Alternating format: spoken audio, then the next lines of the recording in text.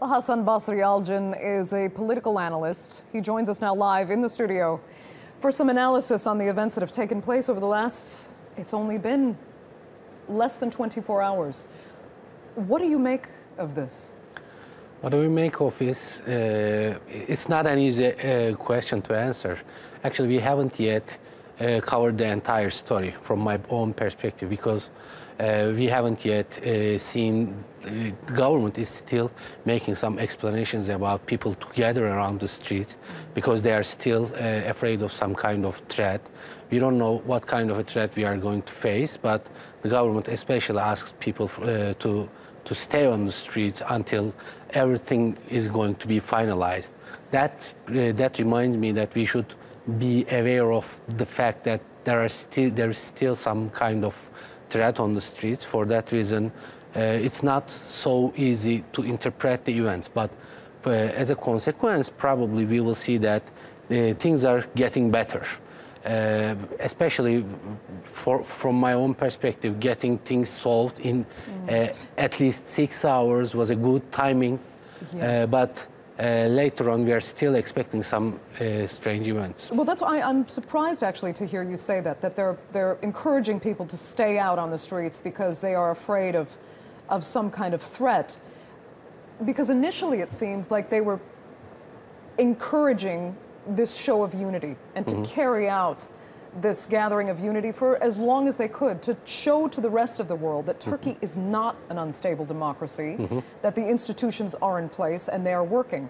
That's why I'm surprised to hear you say that this is actually more about combating a threat that's still very present. No, actually, it's clearly indicated, it was clearly indicated that the problem is being resolved, but there might be still some other threats. It's possible.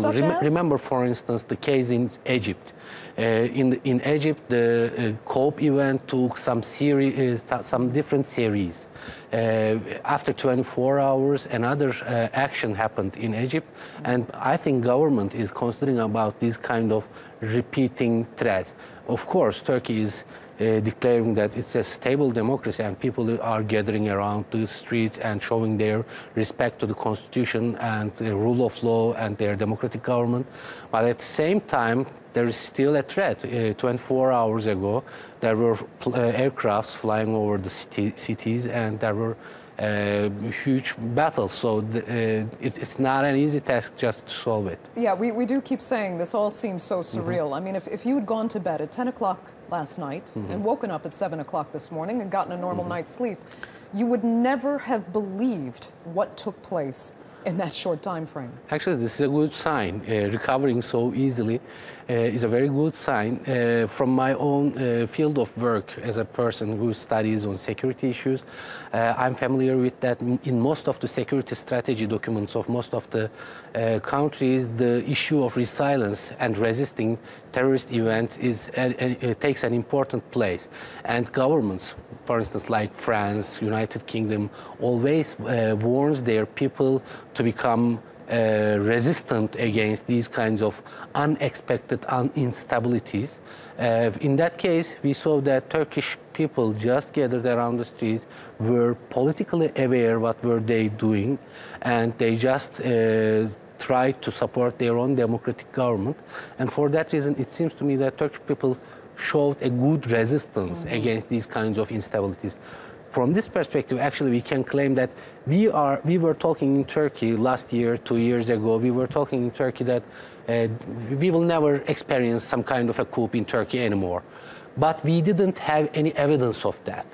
Right now, by this attempt of coup, we already have this evidence. Even if we have that kind of a coup attempt, we right now know that it's not going to be successful because people gather around the streets to support their own democratic government, and at the same time, police forces, government can smoothly work with each other to resist these kinds of instabilities. And some analysts described it as a real act of desperation because this group of soldiers not only didn't have the support of the wider military, they didn't have proper public backing.